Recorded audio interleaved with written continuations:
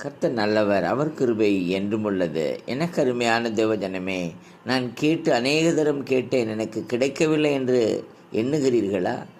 அதை நினைத்து கவலைப்படுகிறீர்களா? பயப்படாதீருங்கள். கர்த்தர் சொல்லுகிறார், நீங்கள் விசுவாசமுள்ளவர்களாய் ஜெபத்தில் எவைகளை கேட்பீர்களோ அவைகளையெல்லாம் பெறுவீர்கள். எப்படி கேட்க வேண்டுமாம்? விசுவாசத்தோடு, சந்தேகமில்லாமல் கேளுங்கள். அவர் கொடுக்க வல்லமை உள்ளவராயிருக்கிறார். நீங்கள் சந்தேகமில்லாமல் விசுவாசத்தோடு கேட்டும் கிடைக்கவில்லையா? யாரோடாவது கசப்பாய் இருப்பீர்களானால், வெறுப்பாய் இருப்பீர்களானால் அவர்களோடு கூட ஒப்புரவாய் மன்னியுங்கள்.